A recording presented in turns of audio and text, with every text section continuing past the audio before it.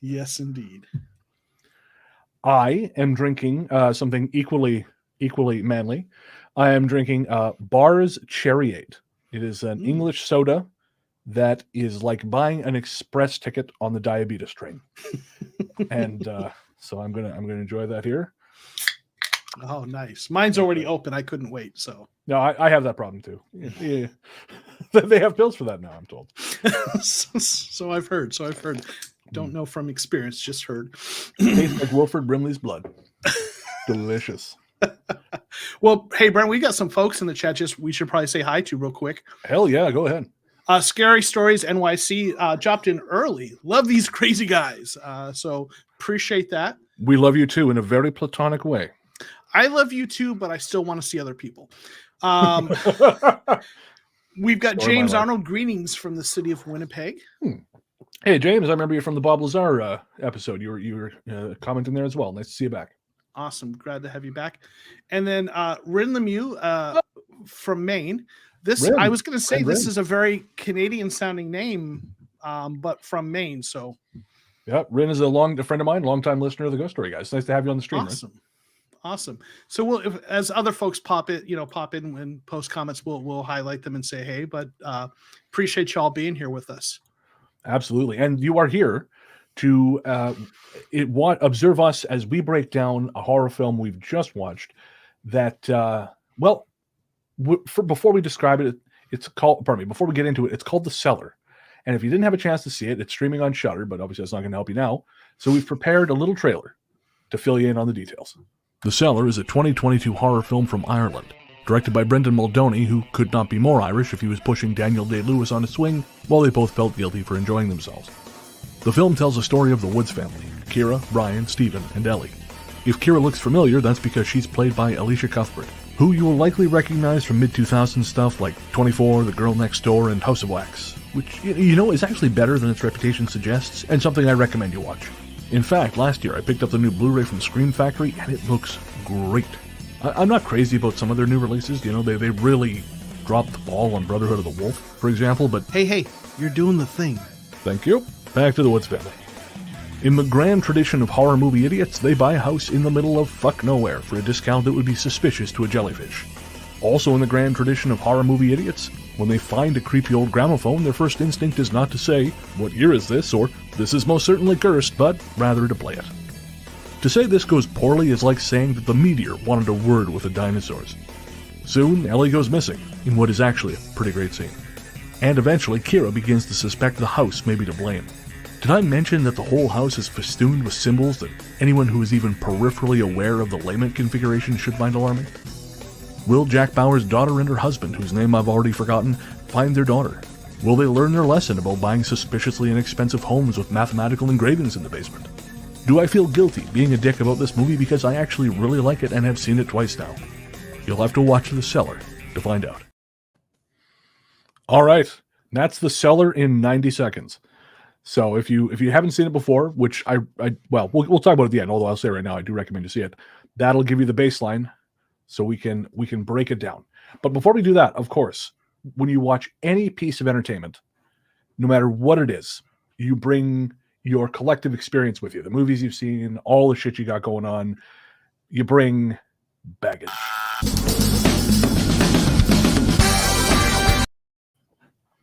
All right. So, Joseph, did you go into The Cellar with any baggage? I did. Not probably as much as you did, but that's your department is baggage. I have a lot of baggage. Yes. Yeah. So a couple of things. In general, I do like sort of creepy supernatural paranormal type of horror versus slasher type. And, although I didn't look into what the film was, I just got a little bit of a sense of the tone, from the movie poster and what little you had shared with me. So I had a feeling it was going to kind of be my jam, going into it, the type of thing, sort of brooding and things like that. So I went into it kind of with a little bit of a favorable disposition. I also once lived in a house, not an older house, not as old as that house, but that had a basement. And when I was like a teenager, 14, 15, and I was scared shitless of the basement, scared of the door to the basement. So something about the basement to me was already kind of creepy. So True. that probably kind of hit a note. And then something going into it, I didn't know about the film, but later became relevant is, I'm an academic. So kind of the academic twist on it, narrative theme, certainly got my attention. All right. Well, that's not too bad. I mean, that's all good baggage, relatively speaking. So I actually, my baggage is mostly good too. I, for one thing, obviously, as you know, and everyone who watches this show knows, I watch a lot of movies, especially horror movies. I watch anywhere from 30 to 50 movies a month. A lot of that is horror. And one thing I've discovered in watching films and reading about them is that Irish horror is kind of having its day. Films from Ireland. And there's some that have come up recently, which I really want to share just quickly. There's A Dark Song, The Devil's Doorway, and The Hole in the Ground. All of which they're not related to this film, but they are other examples of really, really great Irish film, particularly The Devil's Doorway. That movie is so good. And if you've seen the Netflix series The Keepers, you will have some idea of where that goes. That'll give you a hint rather as to where that goes. And we may even end up doing it on the stream just because I think it's such a great movie that didn't get nearly as much attention as it deserves. It's a really great example of the found footage genre. The other piece of baggage I went in is there's another film I've seen called The Cellar that I really liked. It's from 1988, directed by John Tenney. Is it John Tenney? Is that right? I think that's right. But it's John Tenney also directed Witchboard, which is really good. Witch Trap, which is really not. The Cellar was originally released in 88. It was in a completely bastardized, chopped up version. But recently, I want to say last year, Vinegar Syndrome released the disc, which is where this cover art is from. They released it in its full uncut version. And I tell you, man, it's a horror classic. I don't know if it's rentable anywhere, but it's very, very good. It's a very good horror film. Also a good kind of story about a family, like a family that's struggling. And I think some of the best horror stories are that they incorporate human suffering and human trouble and human drama into the horror element. So I kind of thought, oh, it's another film called The Cellar. This is automatically I feel good about it. Right. You feel good about family and human suffering. Oh, I'm a real son of a bitch. Yeah. Okay. Yeah. That's fair. Yeah. And although I just want to say this is not, it has no connection to The Cellar other than a shared name. This is actually based on a short film called The 10 Steps, which the director Brendan Muldowney directed in 2004. So they're not connected other than having the name. Okay. And the third little piece of baggage I had, this is the only negative piece of baggage, is the plot of the film in which a family buys kind of a fixer-upper house in the country that is, got shit going on. It's very similar to a Spanish film called, it's called Don't Listen on Netflix. I think the original title here is Voces. But it's very bad. And so when I saw these things were starting to be similar, I was a little bit concerned. But The Cellar is much better. But that is a point that we're going to make in the Toctagon. Welcome to the Toctagon. 2 men enter, 2 men leave. Oh, I love that transition. I know I made it, so it's a little bit masturbatory to say how much I like it, but... Well, I like it too, so for whatever that's worth. Thank you. Also, I in addition to my Bar's Cherryade, I'm drinking terrible freeze-dried coffee out of my Mysteries and Monsters podcast mug. Tastes of rich English mystery. Nice. My favorite flavor. All right, Joseph. Okay. We each have here in the Toctagon, we each have 5 points we want to bring about the film, and we have a maximum time of about 30 minutes. So bring me what's your first point? So my first point is I now know why you picked this movie. The previous owner was the daughter of an academic, and you're trying to warn me of the perils of the academy and that my sociological inquiry is going to lure me into another dimension.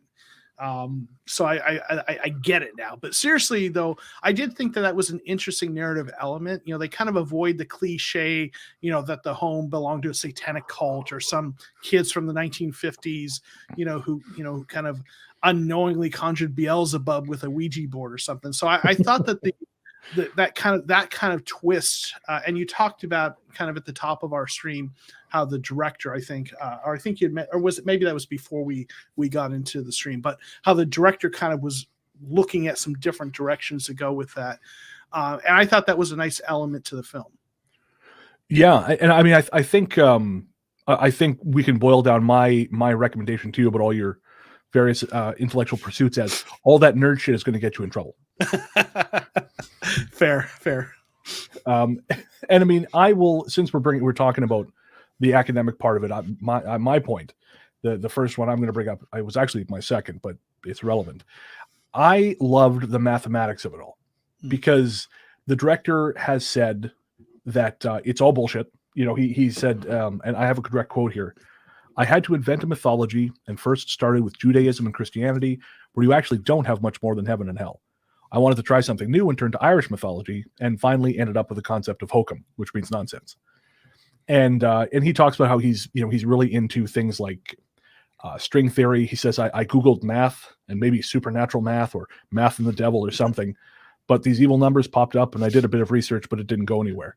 And so he's sort of got a pet interest in string theory and quantum physics and dimensional realities. So he kind of played off that, but it's all nonsense. But when they introduced the character of Dr. Fournay, I was just over the fucking moon. Because anytime you show me insane riddles or math, and there's a guy who sees the pattern behind it all in a movie, I'm a slut for math. Okay. In horror movies, you bring it on. I will take it. It's fine.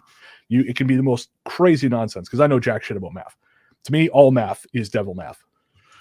Well, right. Rin's got a really good point here. Yeah, that guy better be careful. That's how Scientology started. You make an excellent point, Rin. Yes, absolutely. And I actually wanted more of that stuff. And apparently, according to Muldowney, there was more. He said there is a scene where Aaron Monahan's character, that's Dr. Fournay, he speaks about quantum physics for a few minutes. And he says, I had to cut it out because it's not that type of film. And I got to say, Brendan, please, it's that kind of film. I would have gone for that shit. I mean, it's got a nice tight runtime, like 90. Yeah, Jonathan gets it. He's agreed on math. It's a nice tight, like 94 minutes or something. But if there was an extra 4 minutes where he just goes on about quantum theory and you tie that into Satan, sold, or Baphomet or whatever the fuck it is, I'm on board.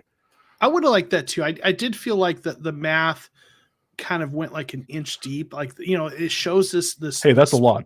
Listen, I know. Yeah. Like like that too equation. Much, some people say.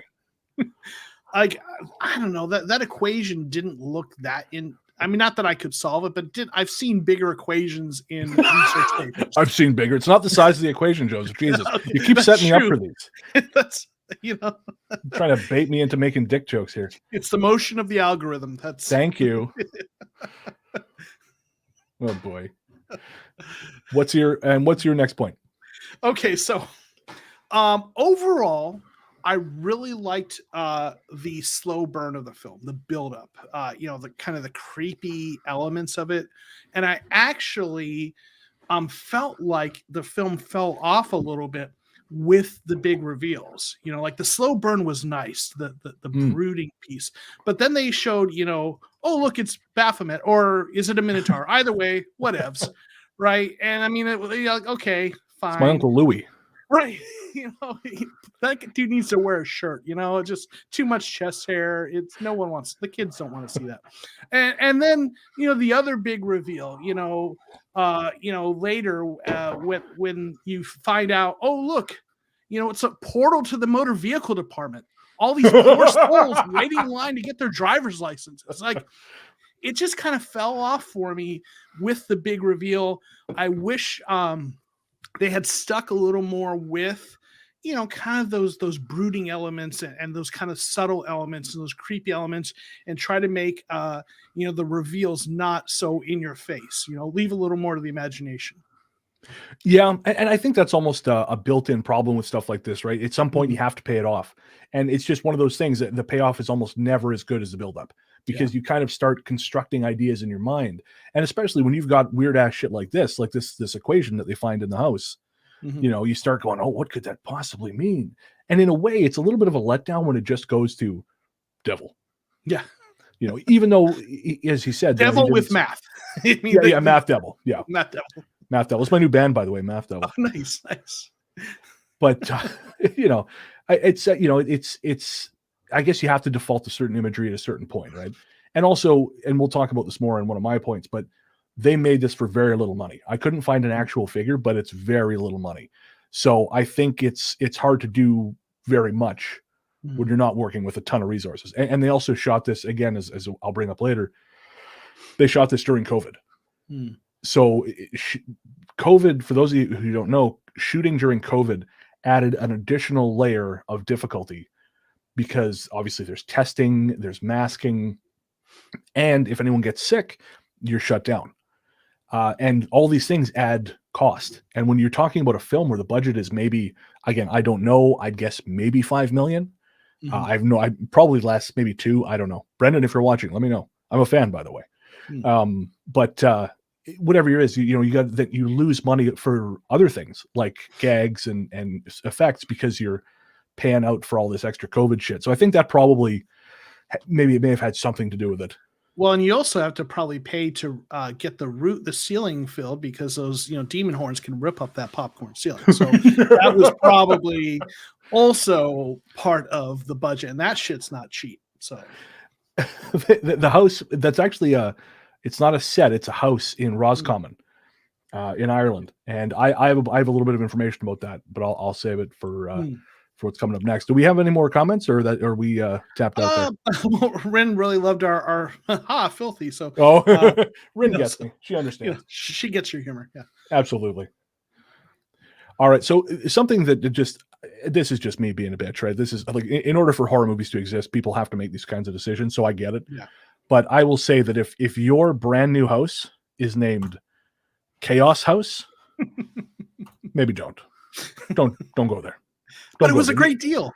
Oh yeah. Oh, it's always a great deal. It's always, there's a reason. Just like when the gas station sushi is 40% off or 50% off, there's a reason, folks. Don't do it. You will regret it. So that's just one of those things. Again, in order for the plot to work, you got to kind of just roll with it. But I as soon as I saw that Chaos House, because of course X is K, like in Greek, it's a CH.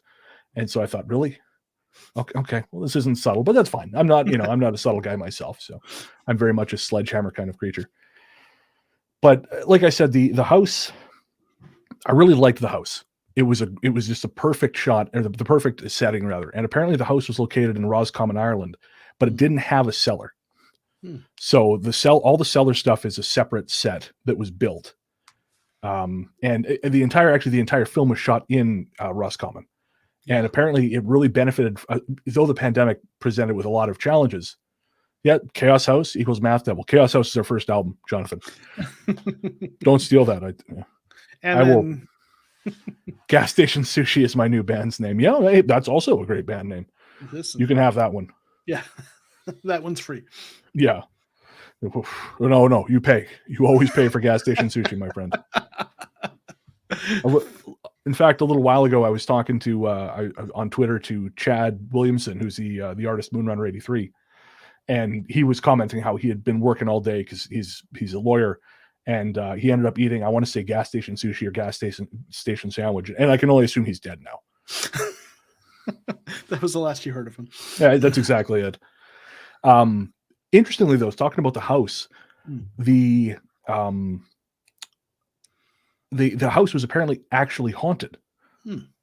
But the actor who plays husband, whose name I forget already, the actor's name is Owen Mackin. He had a quote in an interview about this, and he said, well, I kind of happen to know the people who actually own that location. I know them through some other people, and they don't really want anyone to tell stories about it because it's definitely haunted. And I love places like that because there's a film called The Boy, which, if you haven't seen, is actually pretty good.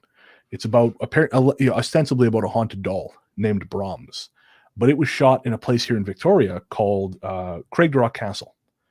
And I wish I had a shot of that prepped. I don't. But Craigdrock Castle is this gorgeous, gorgeous old house here in Victoria, and it is absolutely haunted as balls. And they do not want to talk about it in the slightest. It's just not a conversation they're interested in having. But very, very haunted place. So, I mean, did It's out now, guys who own Creepy House in Roscommon. So you may as well just run with it. In fact, out of the bag. I think it's an Airbnb. Is it? Okay. So staff project. Right. Find the house in Roscommon, the haunted Airbnb in Roscommon. Right. Well, maybe when we're rich and famous from this, we'll do a live shoot from there or something. I have some time to prep, is what you're saying. Yeah. Yes, good. Indeed. I will say that, and you talked about how the site and the location, and weirdly, one of my favorite shots in the whole film was the opening shot where they just kind of skirted along the floor. Oh yeah, it was just a little element, but it's just something about that was it was so close to the floor that you really saw the grain and the dust, and I don't know, I just love that shot for some reason. Oh yeah, no, I agree, and the cinematography is, I think, really effective, and that's actually my fifth point. In that, Muldowney has apparently been using the same DP since the 10 Steps, the same director of photography. And I guess shooting in the fall in Ireland, they got to use a lot of natural darkness because it's dark as fuck. So it really kind of lent that moody air to it. And I guess a lot of the moving camera stuff, those are Hitchcock homages. Okay. Because Hitchcock liked to use a slow push in, and that's what Muldowney was doing there with because there's a lot of shot of the stairs that are literally just pushing in on stairs. But I found myself being kind of like, oh shit. This is actually creepy. Yeah, it worked. I think it's a great like proof that you don't necessarily need to do a lot of shit. You don't have to get crazy. I mean, I just watched Doctor Strange 2 in the Multiverse of Madness, and I really liked it. I thought it was probably the best Marvel film I've seen since maybe Thor Ragnarok, but there's a lot going on. I mean, quite apart from the fact that they have literally 100 times the budget of the Cellar. There's just a lot of camera movement, a lot of crazy stuff, and that's the style of the director. So whatever.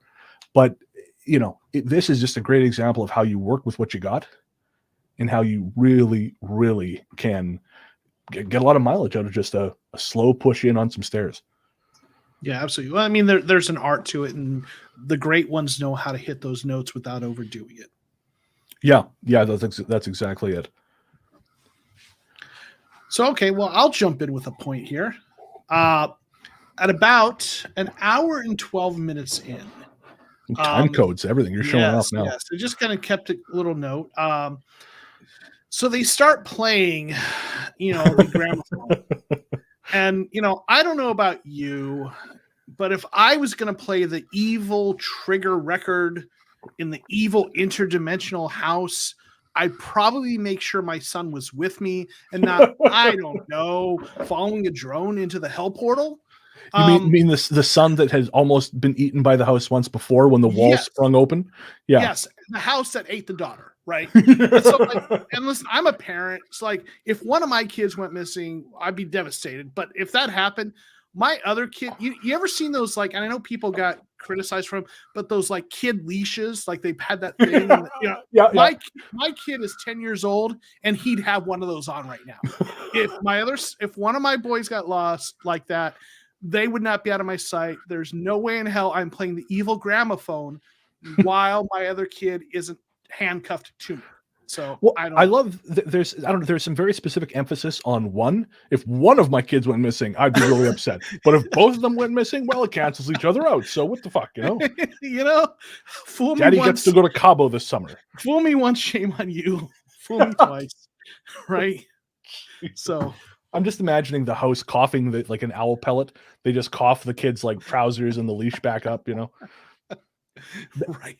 That did drive me nuts, though. That just again, it's one of those things where it needs to happen for the script, but it was a little lazy, where Timmy's just wandering off on his own in this hell house, which literally ate his sister. Also, the house that ate my daughter is going to be Math Devil's second album. Right. But which maybe not. I don't. Saying it out loud, don't like it so much. Anyways, moving on. Ooh, yeah. But yeah, it was one of the. Think that one. Yeah, exactly. Yeah, well, let's file that one away. But that was a bit goofy. Although I will say, the kid playing with the drone reminded me of the halcyon days of the 7-8 months I spent working for the dispensary, because the place I worked, for some reason, it was their flagship store. It was prime placement downtown, very expensive, but we had thousands of square feet, and we used like 200 of them, 400 square feet. So when it was slow in all that other space, we would literally, one of the guys would bring in a drone, and we would just race this drone around the back of the shop while we waited for customers to come in. So it was just kind of like old home week for me. I got to experience the thrill of my youth of 6 years ago. Wait, you're telling me people who worked at a marijuana dispensary would sit around and fly a drone? That seems so unlike a character. I don't know. I'm sorry to shatter your illusions. It was a kind of a laid back place. Okay. I know it seems all very business-like and efficient and, workman-like, but no, man, there was a lot of downtime. Go figure. Yeah. There may even have been possibly some consumption of products, not by me because I can't function high, but yeah. Wow. I'm learning new things today. Theoretically, my manager, not saying it happened, theoretically, my manager may have at 9:00, an hour before we shut down, eaten a 200 milligram brownie and just waited for it to kick in as he did his closing. And he could always time it theoretically, he could just time it as the place was about to close. That's when it would kick in, and to the moon, Alice, to the moon. The other thing we would do, and this is something we would actually do, it's not in theory, is I had a brand new, I think it was a Samsung Galaxy 6, the Edge, where the screen wraps all the way to the around. So I bought one of these cardboard VR headsets. So you snap it out, you put it together, and you just drop the phone in the holder at the front, and with the VR app on, pop it on. And it's like you're riding around a roller coaster. And so we'd sit in the back when we weren't flying the drone, put on the headset, use Bren's phone to go take a roller coaster ride somewhere. And it was a better time. It was a better time. I miss that job every day. I can see why. All right. So my next point, I think might actually be my last point. Okay. And here we were worried we weren't going to get to them all. Yeah, there you go. Is one of the films, I want to say few faults, but one of the films, I will say it, one of the film's few faults. Like, again, I quite like the film. I recognize it's not, I hate saying it. It's not perfect. What's fucking perfect? That's a bullshit term. But there's one point where after Kira and John are or Kira and husband, whatever the fuck his name was, once they're on the same page, they kind of, she says to him, "You know better than anyone the power of symbols." And they sort of establish this, that, these two kind of work in a sort of a predatory kind of social media type environment. But I kind of felt like that wasn't established enough. Like that guy barely has a character. Right. So, I mean, if you told me John did not understand how to tie his shoes, I would believe you. And that's not a dig on Owen Mackin. That's just the character is not established very much. I thought he was a good actor. He just didn't have a lot of backstory or development to work with. Yeah, that exactly. And so that was, I thought, kind of a thing. And I kind of wondered if they had to if they maybe had to cut pages. Because sometimes it happens in indie productions. You start you've got a pretty condensed shooting schedule. I assume they probably didn't have more than 3 weeks on this. I could be wrong. So you start having to cut shit. And I wonder if that was one of the casualties, because like I said, this was shot in November 2020 with heavy COVID measures in place. And I do wonder if the cost of that dug into their shooting budget. Yeah, that makes sense. I mean, I wonder though, was it something that was left out, or was he kind of trusting the audience to understand the importance of symbols and imagery in, marketing and social media?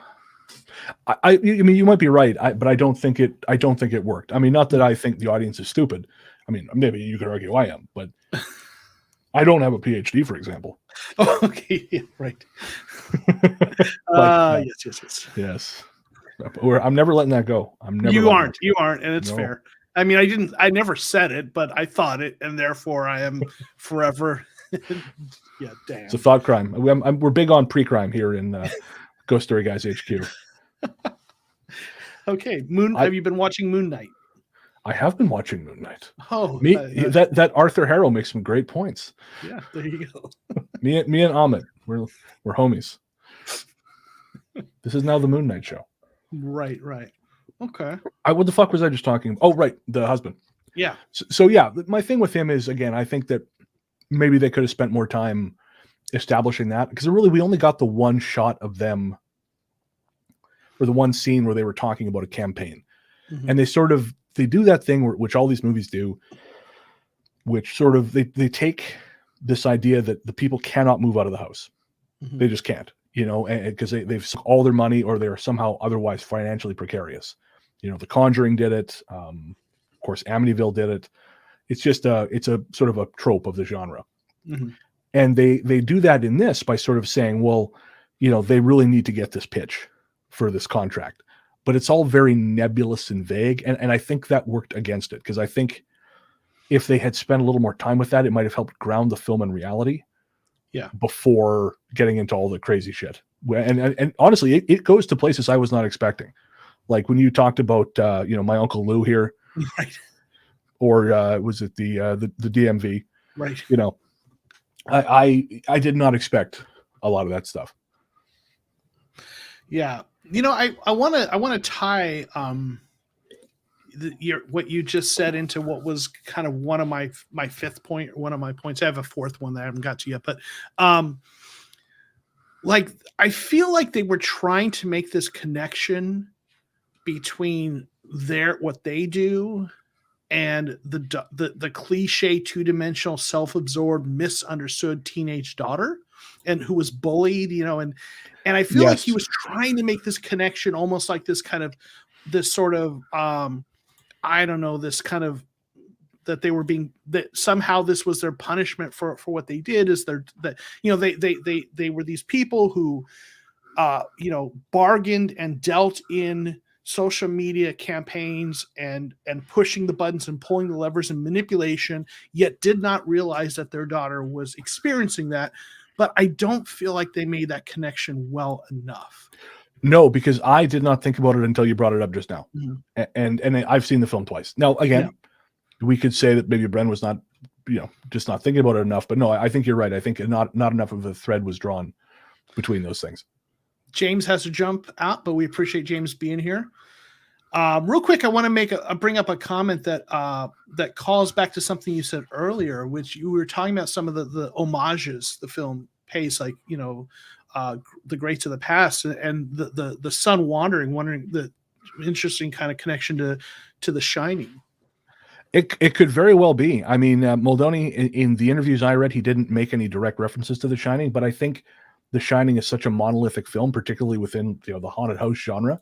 I think it would be silly for me to say, oh no, that doesn't make sense, because it just would make sense.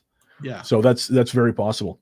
I will say, I've talked about this on other shows, but if you have not seen the 4K remaster of The Shining, I really recommend you do it. It was released, I want to say, a couple of years ago, and it is very, very good. It's 4K remasters. A lot of the time I think, who cares?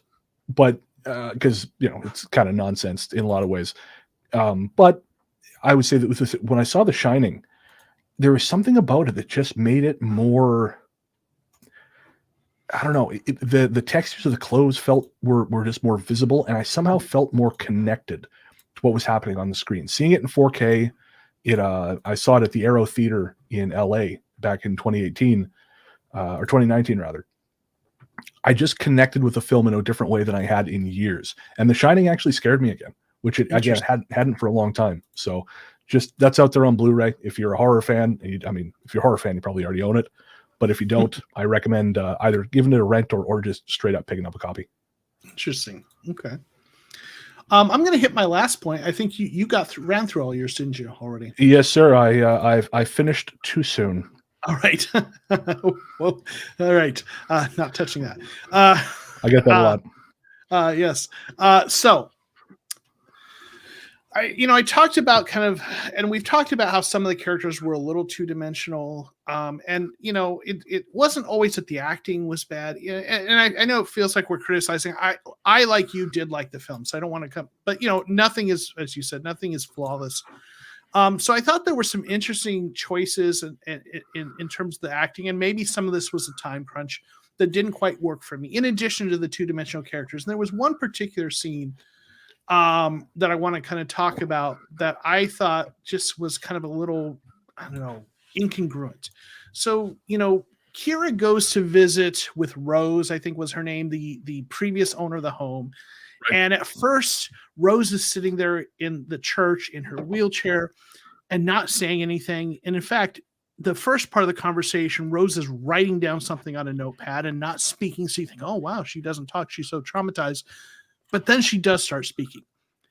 And Rose comes across as stern but sage, right? Not like someone who needs to be comforted or coddled. She's kind of tough. Right. And Kira's response was, it's okay. Take your time.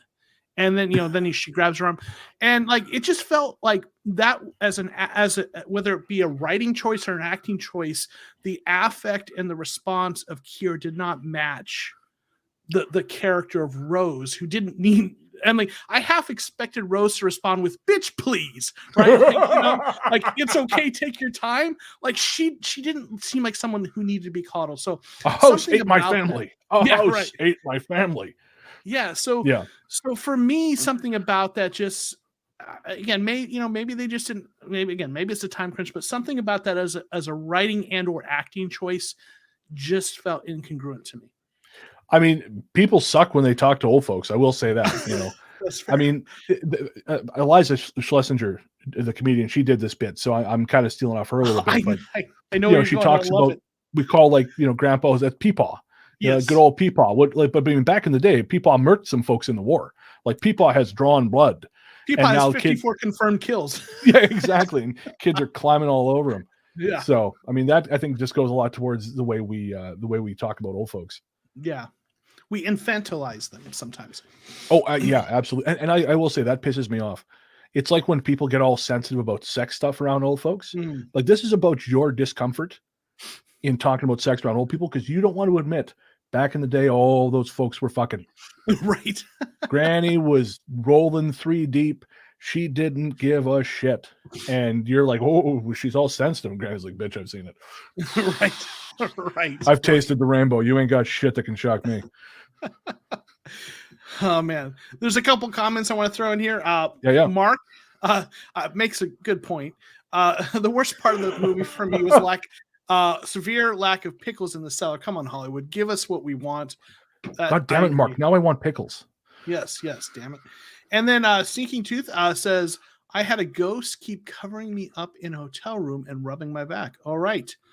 That's I mean, that's gnarly. I mean, I guess that doesn't sound too bad. It just kind of sounds like a free massage. Yeah. So, I mean, how was it a good massage? Did it feel creepy and not in the paranormal way, but in, a Joe Paterno way? Yeah. Yeah. Right. So, so I don't know. Right. Ren says, Mark isn't wrong. Where the peaches? Okay. Millions of peaches. Yes, peaches for free. Millions of peaches. Yes. Peaches for me. But Mark is going to send you some. Right. Oh man. Mark, I gotta say, Mark is a patron of the Ghost Story guys. He's a great guy. And he sent me this incredible care package a little while ago, and he's down in Arizona. He sent me some beer, some soda, and this incredible. Tell your friend Mark, it was incredible mustard. That smoky mustard, it is so goddamn good. Nice. What's actually Mark? What's the name of the place? I'll shut him out on the stream here for our literally tens of viewers, just in case anyone's passing through. Mark, Arizona. I'm originally from Arizona. I live in Georgia now, but I was born in Mesa, lived in Arizona until 2008. So Mark's in Arizona. Awesome to have another Arizona person here. So real quick, old people running all the time, working in nursing home. Wow.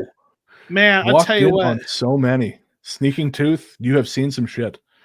There's I have a friend who a fellow academic who went to grad school in Florida and did some research in a kind of a retirement community, and them some horny motherfuckers. So that's all I'm saying. I love that this stream has become a referendum on how horny old people are. That makes me really so happy. Yeah. So Smoke Slab Barbecue. There we go. Yeah, that was some incredible mustard. Just loved it. So shout out to Smoke Slab Barbecue in I guess probably Is it in Phoenix, Mark? I'm not totally up on. I can't remember exactly where you live. Of course, I don't want to dox you either. So Right. might have fucked that up already. So apparently the massage was soothing. So that's cool. So there you go. Right. All right. But the story behind it. Found out the next day it was a lady who was killed on her wedding day by her boyfriend in the room and wasn't found for holy shit, wasn't found for 3 weeks. Wow. Oh wow, Sneaking Tooth. Now I feel bad for laughing. Yeah, that's rough. So there you go. Okay, all right. Well, I was gonna say, never mind. No, we're just gonna skip. We're just gonna keep going. Skip right over that. Yeah. Let's go back to talking about horny old people. I'll get in a lot less trouble doing that. Yes, sir. Okay. He gives a little pop up at Goldwater Brew 3 days a week. Good dude. Nice. Well, give him my best. Awesome. Excuse me. And one last thing, actually, about that care package Mark sent me. He included one of the Hot Ones hot sauces. And of course, if you're not familiar, Hot Ones is a YouTube show where celebrities eat increasingly hot wings and try to keep their shit together. And I eat a lot of hot sauce, a lot of like sriracha, a lot of Frank's. So when Mark sent me this, I looked at it, said, Eye of the Scorpion. Oh, it's Maruga Scorpion. Okay, that's hot. Put it on my plate, put a bunch on my plate, rolled my chicken in it, ate it. And I mean, Scorpion is appropriate because it felt like something stung my tongue. And then I realized, oh, this is serious business. I just waded into shark-infested waters with bacon briefs. And I tasted wonderful, but I thought I was dying. My face went red. Literally my whole head went red. It's like the niacin flush, except you hope you die. Oh man, it was something. So yeah, the Hot Ones, that shit is the real deal. Nice. Well, there's a number of comments popping through. I don't know that we'll get to them all, but shouldn't he be rubbing the ghost back? That was a terrible death. I think someone deserved some comforting, and it was probably the ghost, right? All right. Yeah. But, do we have one more we can throw up there, and then we'll get? It's a grower, not a shower. I'll take it. That's my line. I've got that on my business cards. So right. I mean, technically, it's a knower, but yeah. Okay, there we go. And then Frank says, "Oh, you're absolutely right. Yeah, Frank's is very mild. As I said, I was a bit of a very much a neophyte. I used to eat a lot more hot shit, and then my stomach turned on me. I think it just got tired of processing all that crap. So yeah, you're absolutely right, Sneaking Tooth. Frank's is mild. All right, so we've covered our points. Or you've covered all your points now? Yep. Okay, so we don't have a sting yet for whether or not the film worked for you, but not for lack of trying. I did try to make a transition, and I made one, but then we kind of realized, I don't know if this is necessarily appropriate. So I'm going to show you here because we love you, and we want you to suffer with us. This is my attempt at a sting for, what'd you think of this movie?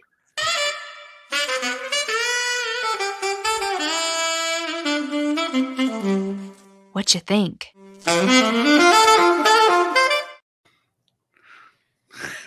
That will not be a regular part of the show. No, I had a very particular vision in my head, and I finished it. I sent it over to Joseph, and he said, this sounds like one of those sex line things, right? And I realized, oh, holy shit, it is. I watched it again with that in mind, and I saw it immediately. I realized it's like one of those used to be on like midnight, 1 a.m. on weekends. There's infomercials, like be connected to sexy singles in your area. And yeah, so that we will not be using that sting. I will come up with something that is less creepy. But you all have a little bit of an insight behind the curtain in the creative process of We're Together, and so this is the stuff that doesn't make the cut, right? So yeah. And I mean we're still figuring all this shit out, right? This is really only our Rin says there's one for the blooper reel. I think this is our fourth show, right? It is, yeah, it's our fourth show. So we're still figuring all our shit out. I mean, this is much more structured in terms of format than the last couple, and I think it's worked much better for it. The late night sex show with Sue Johansson, says Sneaking Tooth. Yeah, you're not wrong. You're not wrong. Alex says, hey guys, nice to see you. I'm new listening to your podcast and absolutely love it. Big hug from Chicago. PS line, your ghost number is, because I have lots of stories to tell you. Fantastic, Alex. Yeah, that's very cool. Welcome to Ghost Story, guys. This is slightly different. This is Joseph instead of Paul, but yeah, no, welcome. The ghost number is 1-888-588-6920. And if you want to see the written version, it's in the show notes for all the new episodes. So if you look wherever your platform is, if you look at the show notes, just kind of keep scrolling down, you'll see the number again. That's 1-888-588-6920. And we would love to hear your stories. Please call in. And same to anyone else watching. If you've got a ghost story to share for the main podcast, 1-888-588-6920. Oh, yeah. All right. So, old folks are horny. What can I say? Right. So, and they love the 90s saxophone. So, Yep. Jonathan gets it. Yeah. All right. So, Joseph, did it work for you? Overall, yes. Okay. Overall, it was a decent film. It wasn't the best horror film ever that I've ever seen, but there were a lot of elements I liked. I liked the buildup. Yes, the delivery, the reveal was a little bit disappointing, but overall, I felt like there were enough really good elements that I thought it worked for me. My dating career was a litany of the reveal is disappointing, but I ended up married, so there's hope for all of us, and there's hope for all these films. Nice. Thank you. One more dick joke. What the hell? Right. You've got a brand, apparently. Yeah, that's it. Yeah. And I know I'm the same. I really liked it. It actually really creeped me out. Alex said you made me laugh hard and loud. That's awesome. Thank you, Alex. I really liked it. Muldowney has said in interviews, and Brendan, again, I don't know that you're ever going to watch this. I hope you have better things to do than watch these, but make more movies, for example. But he said that his previous films have been really intense and very violent, and he himself kind of tends to more extreme stuff like Martyrs and films like that. So he said this was his opportunity to make a film that his kids could watch at some point without being traumatized by, heavy violence. And I really like that. I like just the pure ghost story. I mean, I don't mind gore and things like this, but I prefer a pure ghost story. And this is very much that. I mean, maybe not ghosts in the end, as we were saying, but very, very much worth your time. And Muldowney himself actually has a great quote. He said, my daughter's 10. She's half Spanish. We call it pica scary. Pica is like spicy in Spanish. So we call it pica scary, which is like fun scary. Everyone likes a little bit of fun scary. And I would very much recommend this because it is fun scary. Mm-hmm. All right. Any last comments before we get to where folks can find the film? I think this was probably one of my favorite films we've done so far. Easily, yeah. There was definitely, like we talked about, the cinematography was great. There were some really nice elements. It was reasonably scary, but not, I was able to sleep after watching it. Yeah, me too. And I really like seeing Alicia Cuthbert doing this kind of role because she was, as I mentioned in the trailer, she was kind of the it girl in the 90s or 2000s. And I know that Hollywood can be unforgiving to women as they sort of, as they age. And I don't know, it feels somehow condescending to say that, but I've read that that's true. I know fuck all about it from the inside. But it was just great to see her up there, and she did a hell of a job. And as a fellow Canadian, I feel like I am obligated to salute her for that. Now, where can you find it? The film is available in most places. You'll see here, these are all the spots, and you can always call us up later. If you don't want to call up the stream to see this image again, you can always go to justwatch.com. That's the resource I use. But I wonder if there's somewhere we could put this where people can find it. You could probably create an image and maybe post it on the community tab, I think. Okay, maybe we'll do that. So we'll post it in the community tab. That should be a doable thing. And I know that next month there is a Blu-ray coming from RLJ, which I'm currently trying not to buy movies because we're at some point going to be moving.